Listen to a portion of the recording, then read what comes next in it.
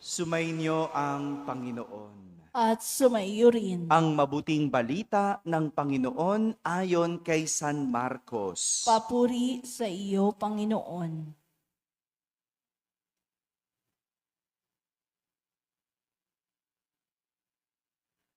Noong panahong iyon, dumating ang ina at mga kapatid ni Jesus. Sila ay nasa labas ng bahay at ipinatawag siya. Noon na maraming taong nakaupo sa palibot ni Jesus at may nagsabi sa kanya, "Nariyan po sa labas ang inyong ina at mga kapatid. Ipinatatawag kayo." "Sino ang aking ina at mga kapatid?" ani Jesus. Tumingin siya sa mga nakaupo sa palibot niya at nagwika, "Ito ang aking ina at mga kapatid, sapagkat ang sinumang tumatalima sa kalooban ng Diyos ay siya kong ina at mga kapatid." Mga kapatid, ang mabuting balita ng Panginoon. Pinupuri ka namin, Panginoong Hesukristo. Umupo ang lahat at makinig sa homilya. Magandang umaga po sa inyong lahat. Magandang umaga sa mga nasa barangay, sa mga nasa tahanan na nagsisimbabaya online at sa lahat ng nasa abroad. Magandang umaga po sa inyong lahat.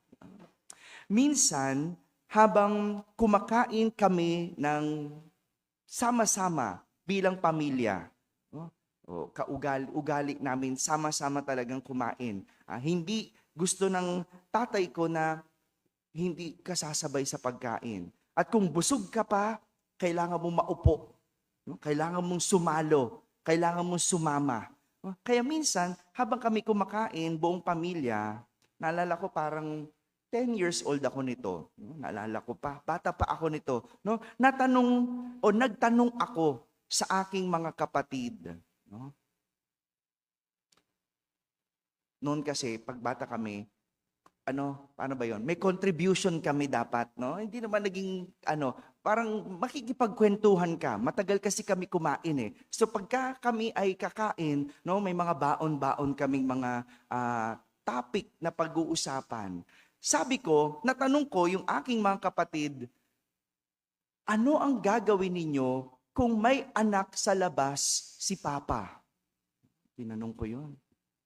10 years old. Nagulat lahat. Natahimik. Kahit yung nanay ko, natahimik.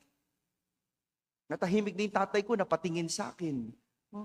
Anong gagawin nyo kung may anak sa labas si Papa? Walang nakasagot. Kaya ang sabi ko, edi papasukin mo, nasa labas eh. At nagtawanan ng lahat. No? Kasi joke yun kasi. No? Lumang joke noong panahon ko, noong 10 years old ako.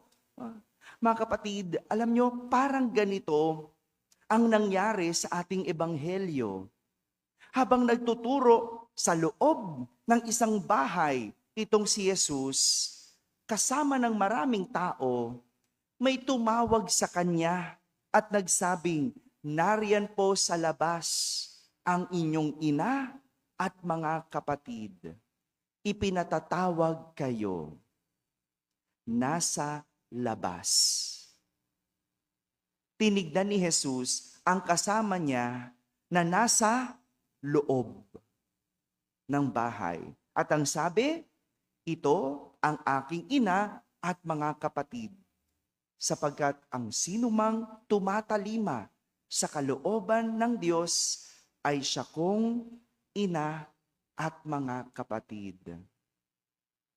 Medyo malalim ang pagkakahiwatig ni Jesus sa ating ebanghelyo. Ipinapakita niya na higit sa dugo o higit sa pangalan ang pagiging kapamilya ng Diyos. Kung babalikan natin ang kwento, binigyan niya ng diin ang salitang nasa labas na tumutukoy sa lugar kung nasaan ang kanyang ina at kapatid. Tama? Habang ang tinignan niya ay yung mga nasa loob. At pinagsabihan na ang tumatalima sa kalooban ng Diyos ay siya kong ina at mga kapatid. Maaring ang pagiging nasa labas o nasa loob, sa Ingles, outsider or insider, ay hindi nagpapahiwatig ng lokasyon. Hindi.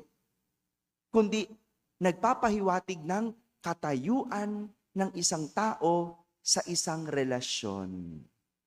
Ulitin ko, yung pagiging nasa labas o nasa loob, hindi ibig sabihin lugar ang tinutukoy, kundi katayuan ng tao sa isang relasyon. Isang relasyon na tumutukoy hindi sa dugo, hindi sa pangalan nakabase, kundi sa disposisyon. Marami mag-asawa sa papel, kinasal, pero pag nag-away, outside the kulambo. O, diba? Na alam niyo yung ibig sabihin nun? Diba? Outside. Sa labas ka matutulog. Bakit? Magkagalit. Diba? Nagigets niyo ba yon? No? Kahit mag-asawa, nasa labas na relasyon. Bakit? Kasi kung kani-kanino nakikipagrelasyon, hindi nasa loob ng relasyon. Katulad na lang ng sinabi ni Jesus, para maging kapamilya ng Diyos, kailangan pumasok ka, lumapit ka, makisama ka, makinig ka, at sumunod ka. Yan ang ibig sabihin ng insider, nasa loob ng isang relasyon. You are in a relationship, nasa relasyon. Samantala, ang pagiging nasa labas o outsider ay yung hindi pumasok, lumayo, dumistansya, hindi nakinig, at hindi sumunod. Ibig sabihin, you are out of relationship. Walang relasyon. Hindi ba ganon? Ganon ang tao. Kapag dumidistansya, ayoko. Kapag lumalayo, ayaw mong makipagrelasyon. Ayaw mong bumuo ng pakikipagkaibigan. O minsan nga, kaibigan mo na. Kapag nangungutang, bigla kang dumidistansya. Oy, hindi tayo magkaibigan. Oy, wala. Wala. Hindi tayo hindi kita kilala. Di ba? Lumalayo. Dumidistansya. Lumalabas. Nasa labas. Kasi ayaw natin ng relasyon. Kaya magandang tignan ang ating sariling disposisyon at pakikipagrelasyon sa Diyos. Tayo ba ay nasa loob o tayo ay nasa labas? Gaya ng hindi lahat ng nasa loob ng simbahan nagsisimba. Yung iba, kung ano-anong iniisip, no? Wala ka sa loob, 'di ba? Nasa loob ka physically, pero yung iyong disposisyon wala sa loob. Anong asaan? Hindi ko alam. Baka yung iba, ano kayang ulam namin mamaya? Saan ako kukuha ng pambayad ng kuryente, 'di ba? Kahit nasa loob ng simbahan, ang disposisyon nasa labas. Ang isip nasa labas. Kaya maganda, no? Yung pakikipagrelasyon natin sa Diyos, asa ng ating disposisyon? Nasa loob ba o nasa labas? Madalas, pumapasok tayo sa simbahan dahil gusto natin ang Diyos pumasok sa atin. Siya yung pumasok. Bakit? Siyempre, gusto mo sundin yung gusto mo. Pakinggan yung prayers mo. Tuparin yung hinihiling mo. Pero ikaw, ayaw mong pumasok sa Diyos. Gusto mo, siya yung pumasok sa'yo. Siya yung makikinig sa'yo. Siya yung tutupad sa'yo. Pero ikaw, nakadistansya ka. Pagtungkol na sa ipagagawa ng Diyos, ayaw mo. Pagtungkol sa salita ng Diyos, hindi mo pinakikinggan. Nagtitengang kawali ka. Bakit ganon? At marami sa atin, ganun. Akala natin tayo ay nasa loob ng relasyon. Pero ang totoo, nasa labas. Hindi ba sa isang relasyon, give and take? Tama ba? Give and take. Bakit madalas take lang tayo ng take? Wala kang ibigay. Wala kang ilabas. Wala kang sinusunod. Wala kang pinakikinggan. Ay, walang ganyang relasyon. Hindi yan relasyon. Yung gusto mo, ikaw lang pakinggan. Gusto mo, ikaw lang masunod. Ay, outsider yan na ugali. Kung gusto mong pumasok, matuto kang makinig.